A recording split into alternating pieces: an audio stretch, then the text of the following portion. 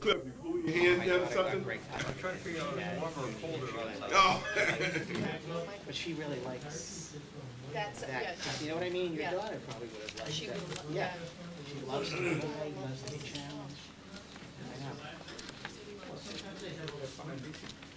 We had an absolute ball in DC. We Well, look, went, we got the boss here tonight, too. we We're went to holding you help up. Jesse move to her apartment. I And don't, it was my birthday. well, maybe we can skip She took the us out to superintendent's dinner. goals again. She took us to the Nationals game the next day. I brought both my boys and my husband to help move, and they didn't complain. No fighting? They moved, it was like 100 and something degrees, they made And 5 trips. 400% relative humidity. Yes, Yeah. and they, her apartment is, honest to God, it's diagonally across the street from the White House. The treasury's right on the corner there, and on her rooftop patio on the 11th floor, you overlook, there's the treasury, and then there's the grove of trees that the White House is only a couple stories high and stuff. Right there. She meets up with John Favreau, they go to coffee, they Really? in the neighborhood, yeah. Are they the same age, or they a little older? He's older, but they've been friends since, all throughout North Van and then through Holocaust. Much better. Oh, We're in yeah, the that's same right, friends that's right, environment. Feel the cool. He's just touch it.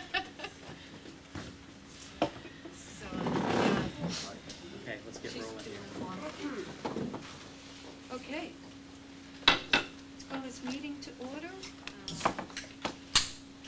Let's skip right down to John Bernard in the high school handbook, because he's here first. Come on out, John, and then you can go home first. Jerry, you think we can get out of here quickly? I know. How is everyone? We're But great. good. There were still some concerns, John. Okay. So, why don't you go ahead and talk about the changes that you've highlighted for us? Sure, be happy to. Well, as I understood from the meeting in July, there was concern about language around the tardy policy, so maybe I'll start there and see if maybe we can, hopefully that will meet what you all believe to be. I was gonna say, it might be easier to Reflective go of- through all the other things, which we'll probably agree to, and then get to the tardy. Well, I'll do policy. whatever you'd like, Why don't you- so- Why don't we do that? I think the other things are. Let's go through the jugular No. first. I think we're more agreeable to the other The absences? issues first. So Okay. we can go through those Well, quickly and then. sure, I'd be happy to. The, starting, I guess, then from the beginning, let's see, the first change comes about, looks to me like to be on page 9. And you're going, for the next several, the guidance department, over the course of this last school year, did a lot of work. I really need to credit Mr. Rosa, Ms. Horrigan, and Mr. Gigliotti for doing a lot of work, networking with other counselors and other school districts, attending professional seminars to, Go ahead and continue. I'm sorry. We don't have the, do you have the red We're not looking copies? for all the changes made, we've been through all those, we're just looking for the ones we have disagreement with. Oh, that would be only the We've tardy, got I ones understand that. 18, yeah, the 19, Oh, tardy, the okay, dismissal. I'm sorry. 19, and 20. Yep. Yeah, we have that. Everything else, we, You're all set with it? We're all set. Oh, okay, I'm sorry, I misunderstood. So if you go to page 19 then, I guess. The ta- 18. tardy section starts on page 18. I think the only change on page 18 is I added two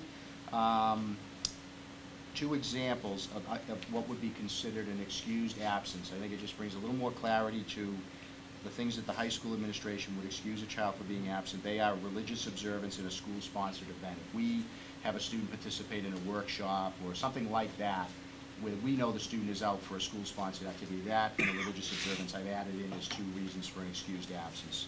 That's the only thing on page 18, I believe. On page 19, under the tardies, and from your last meeting in July, I took from that, when I met with Dr. Troughton, that the issue of tardies and dismissals was still at issue. So honestly, what's in red here on these two sections, the tardies and dismissals, really is just providing language on what we have been doing at the school. So I think you were right to say, I think some of you may have even known that was a practice, maybe from your own children's attendance experiences, and just thought that there maybe should be some clarity. So what I did on the tardy section, it's at the first paragraph, I just added a sentence that a student who is excused on a tardy from school will not be penalized by not being allowed to participate in an extracurricular activity or an athletic contest. We have been doing that, but I do think it brings a little more clarity maybe to the issue that when you are unexcused, what happens? Well, when you are excused, this is what happens too, which really is nothing, so. But that It's just doesn't that. address my issue, and I'm not sure it addresses Jerry's issue. I think we have the same one, and let me try to just spell that out to you. Okay. So you have a kid who goes an entire school year and has zero tardies total, 0 excused tardies, none. The kid's Spice on it up time. some more, 0 absences, Right. 0 dismissals. Kid's on time every day. Yeah. Kid comes in 16 minutes late one day, and I know you have the discretion, but for some reason, you or whoever the principals in the future got up on the wrong side of the bed and said, I'm not making an exception for that kid. And I'm not saying you do that, but I'm just giving a hypothetical. So this kid has had perfect attendance all year, boy or girl, comes in, I'll say 17 minutes late one day, can't play in the baseball game that day. Yet someone who had 6 excused tardies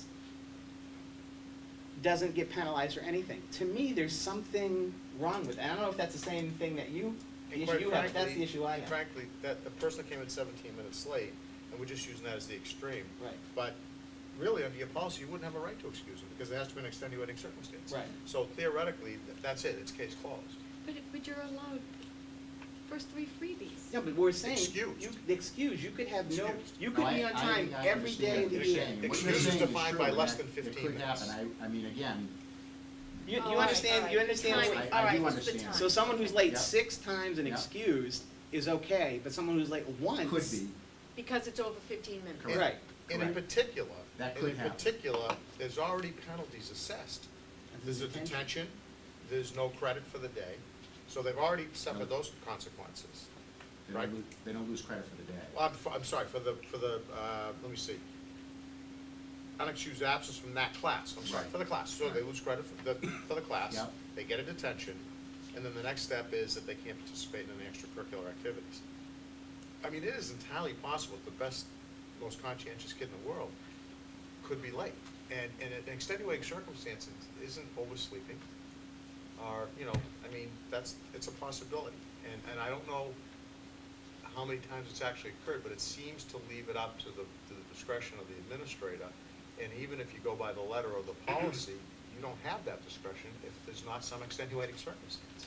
But Well, I isn't, think we do, and I say that because we exercise it more frequently than you might think. And therein lies my And it's- problem a little bit. It's basically, it's very ambiguous as to when you do it, when you don't do it, and I'm sure you do it. Well, we try to Rectify the policy. eliminate that ambiguity by setting a cutoff at 15 minutes. That's what the point of the All right, so we're 7:45 just running was. this- we're chasing our tails now, Right. because I understand that. I understand I understand the distinction between excused absent, tardy, and unexcused. The distinction is 15 minutes and 3. Correct. It's over 15 minutes or it's more than 3, it's unexcused. And that's what I'm trying to deal with. Right. That is the case. But there is the extenuating circumstance clause in there that we do use. I mean, we know, and Mrs. Lucci, who handles all the attendance, knows the student, I mean, we know the students that have very good attendance records, and, circumstances do arise for families that sometimes prevent the child from coming to school on time, and I'd like to think we have a pretty good record a very good record I would like to of- think so too. It just seems extremely subjective to me. Extremely subjective. I mean, there's no basis for it whatsoever. but Other than the fact you define as extenuating circumstance, and what you're saying to me now is that you go beyond that regardless of extenuating circumstances, you may make an exception. No, I'm saying that we invoke the extenuating circumstance, Well, not I'm saying that, But we can define extenuating circumstances too. if we have a student who's got a very, very good attendance record with us, and that student has, to use your example, never been tardy to school, never been absent from school, and trips up once, I can look you all in the eye and tell you Can we that put that in here? If we have a student with good attendance that trips up once? I think we Seriously? have, yeah, I think we have it by saying that that's an extenuating circumstance. All right. That's where I think that's what the language is intended to be, is to give us the flexibility to be human and thoughtful about it when, all of what we deal with in this it's gray. What I tried to eliminate a couple of years ago was the blackness and It's not whiteness great, to John. it. 15 minutes is 15 minutes. But the clause of the extenuating circumstance gives the administration the flexibility to exercise its reasonable judgment to, But the, and then the parents,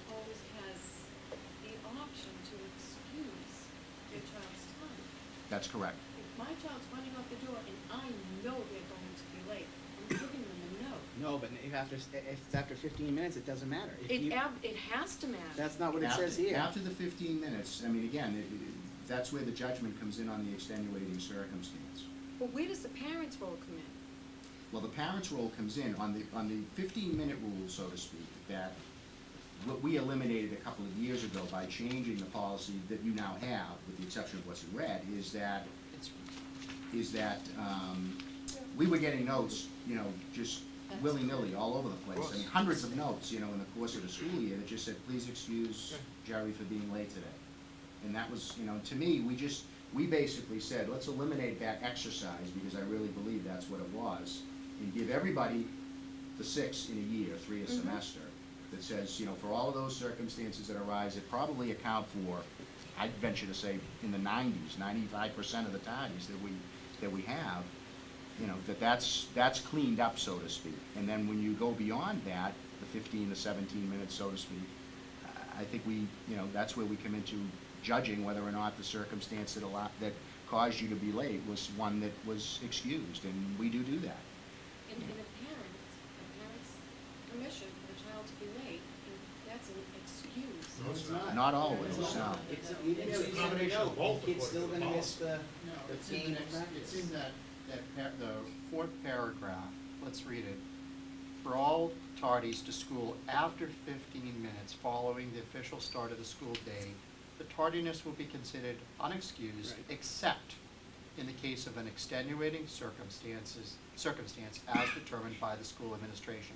In the case of an extenuating circumstance, written documentation noting the reason for the tardiness is to be provided by the student's parent or guardian. What's that saying? You need both. Right. You need a note from your parent, And and you the need the administrator administration needs to to go make a along with it. determination Right. as to whether or not that note Based on the constitutes reasons. an extenuating Oh, circumstance. That's- that was not how Yeah. I was interpreting that. No, otherwise, a parent, I mean, kids are writing the notes themselves, you know. I And mean, what it- you're trying to do is establish some boundaries, some guidelines, some edges of the road. Thought you hated rules. Yeah. But Cliff, here's I'm the, just trying to here's change the them. I'm issue. not trying to disobey them. I must be looking at this wrong, because I find an awful contradiction in saying, you can be late 6 times within 15 minutes, but if you're late once in 17 minutes, it's up to me. I don't, There's I an think, inequity in that. yeah, I just think that That's unsafe. allowing 6 excused, I think that's too many, but that's, you know, but allowing 6 excused tardies, but if you have no excused tardies and 1 unexcused, now granted, John, I know you're reasonable and you're probably gonna give the kid the benefit of the doubt, but if you're not the principal, or for some reason, as I said, you decide that day not to, I just don't think that's fair. But should we be setting the policy around what might happen as opposed to what is happening? I mean, if you're not. Well, I never like establishing policy on what might happen if it's not a consideration. You can't tell me that there aren't kids coming in more than 15 minutes late on occasion. There's gotta Oh, be of course kids there coming. And I'll bet you anything that we're violating our own policy because it requires not just extenuating circumstances, but a note from the parent as it's written here. So if you don't have the note from your parent stating the extenuating circumstance, then you really can't even give the consideration according to the policy. That's all I'm trying to say. And once you establish policy, as we've learned in the past, that you kind of need to comply with it, because if you don't comply with it, now you've got all kinds of Well, maybe, arguments. it might be helpful to me if you maybe suggest what you would like it to read, and then that would give me a frame of reference to say whether or not I think that might work from my perspective. Would that? The only thing I'm saying is in the very last paragraph, strike it. And basically what they have is, there's all kinds of, you have a chronic tardiness policy here, don't you, as well? Yeah. Chronic tardiness will warrant disciplinary action. So the bottom line is, they're getting a detention, they're losing credit for the class, and if it's chronic, there's additional disciplinary action which you can impose, which could include All of no, those all are the coulds. activities and Right. everything else. But to put it in the last paragraph means technically that if you don't bring a note from your parent, or there's no extenuating circumstance determined, Right. you have one, on your very first unexcused absence, not in excess of 3, but in excess of 15 minutes, Yep. you are